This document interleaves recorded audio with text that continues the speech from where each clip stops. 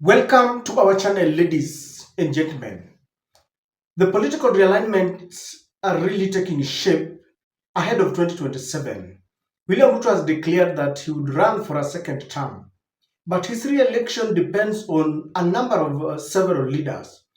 People still think that Raila Amolo Odinga is going to play a very pivotal role as to whether William Ruto will be re-elected or defeated in 2027. Kalonzo Musyoka is sitting on 2.5 million votes that will also play a very crucial role. But if there is one person who people really don't understand well, is Uhuru Muigai Kenyatta. I know Rigathi Gachagua has declared that he wants to ensure that William Ruto is a one-term president, and he has really locked Ruto out of Mount Kenya.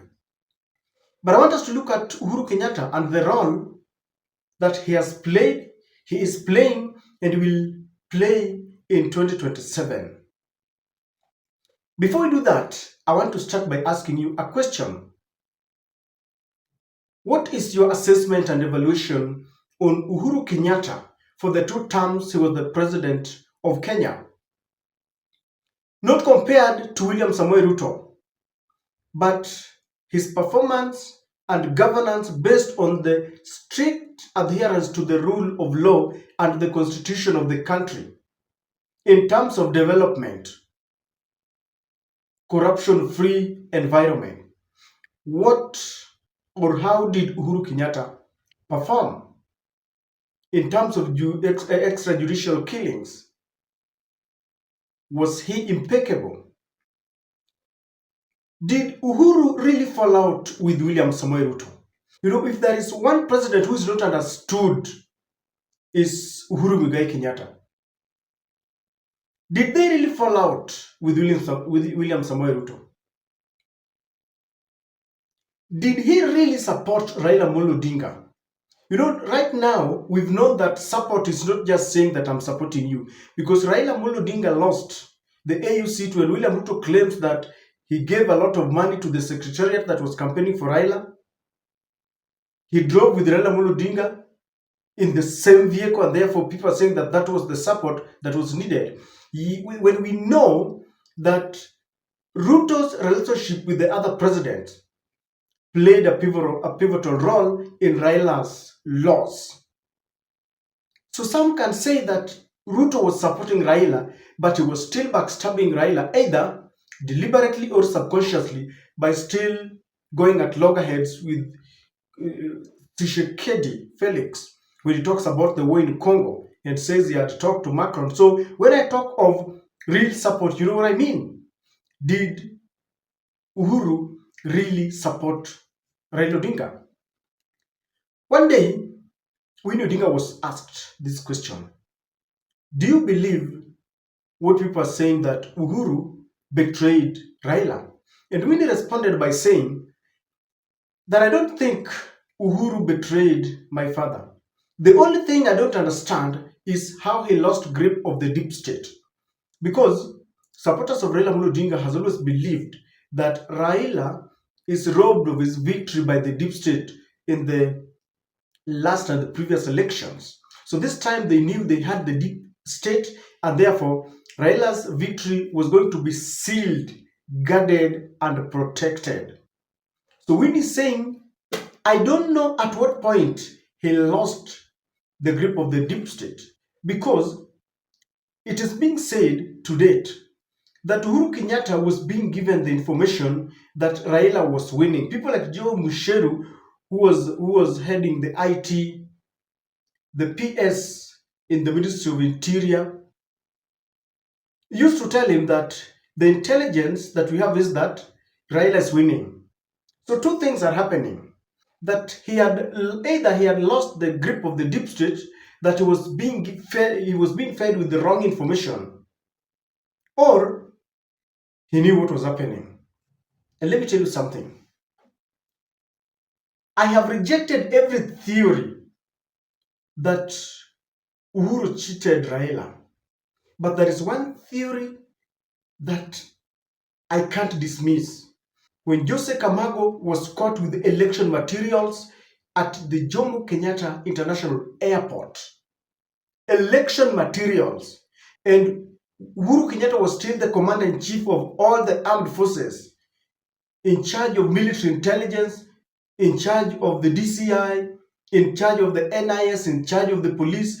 Then Jose Camargo and the group were caught with election materials and they still went scot-free. Then later, we realized that there were even some footprints of Jose Camargo. You cannot convince me otherwise. So, ladies and gentlemen, did Uhuru support Raila? Did he really fall out with William Samoei Ruto? In this video, I want to humbly submit to you that Uhuru could be well working for William Samoei Ruto. And I want us to interrogate just two theories here. And I've told you the first one is just how just how Uhuru Kenyatta let go of the Jose Camargo and the group. Then they later formed the path and foundation of electoral malpractice. Then then they present a case that looks like a controversy. And Uhuru Kenyatta is being intimidated. But then when he comes back, William Ruto has lost touch with the people of Kenya, and Gen Zs are on the street. This is a man that we understand he does not want, is his arch rival. But then Raila comes up and tells us that Uhuru Kenyatta called him and told him to look for William Ruto. Again, I told you that Uhuru Kenyatta is not understood. Raila says that much, but Uhuru has not refused those claims. Sasa ile nchi inachomeka, Uhuru ndiye alinipiga mimi simu. Uhuru akaniambia mimi tafuta bwana Ruto ongea na yeye. Kenya ikichomeka hatakuwa na nchi nyingine.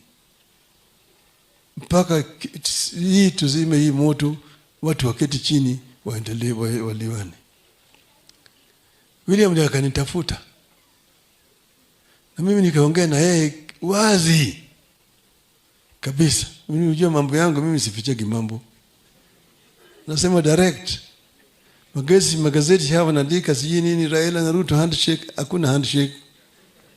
If he really wanted Ruto out of power, if he was really bitter with William Samoei Ruto, let's say it's true, because I told you these are theories that I want us to interrogate.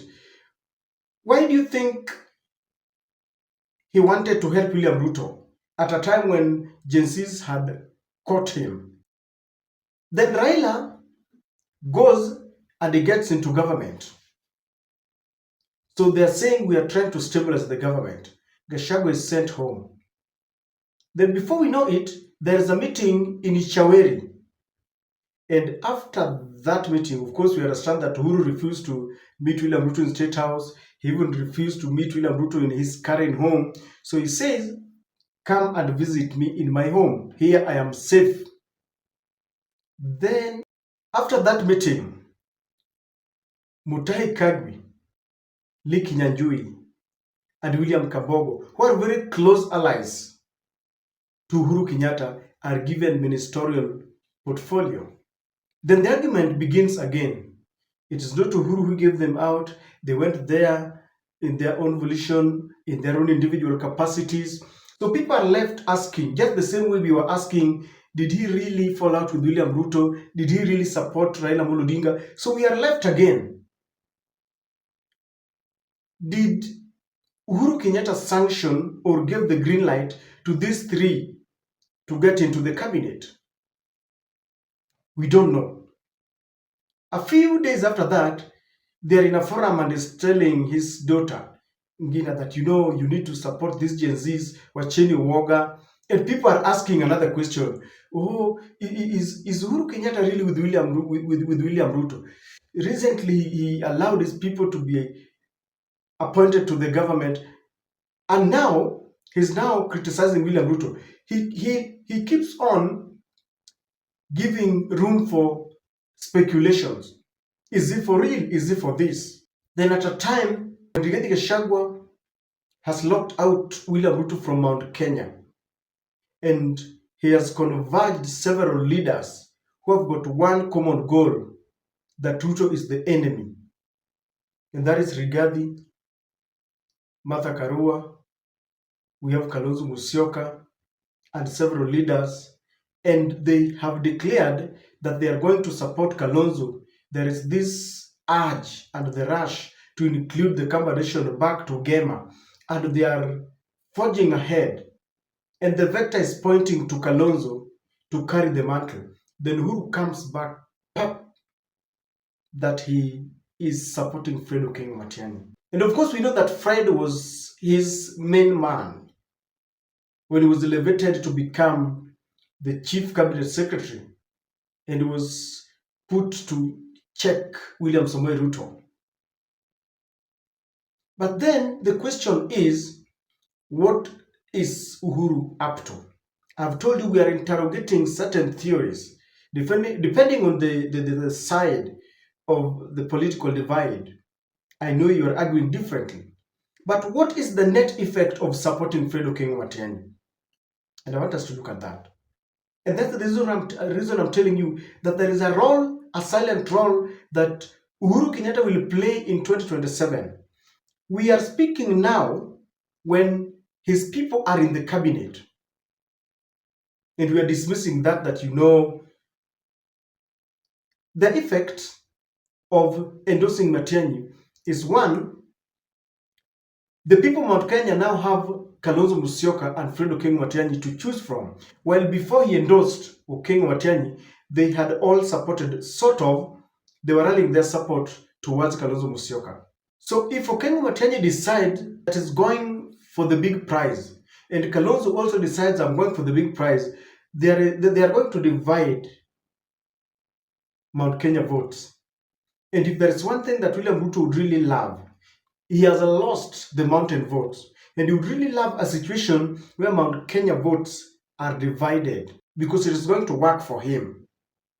And if they insist on endorsing Fredo King Matiang'i, Kalonzo will run away to either run on his own or we will come back to William Samoei Ruto. And I'm telling you, these are possibilities, don't dismiss them. Either way, it works for William Samoei Ruto. I still don't understand why Uhuru Kenyatta came up with the endorsement of Fred Matiang'i. I know Fred is stronger because Kenyans love people who are strict. They feel that Kalonzo is a little bit soft. And so some are saying that, Fred is the man. But in terms of experience and local votes, Kalonzo is way ahead. And I'm not comparing for anyone here. We're just looking at Uhuru's role and intentions, either directly or indirectly, but practically implicating the process that we are going through towards 2027. So when he comes up and says that he's supporting Fredo King Matiang'i, those votes will be divided. He has got those who are following his political ideologies. And people will say Uhuru won us. So this time around, people might say, let us vote for Fred Matiang'i because there's something that Uhuru has seen in him.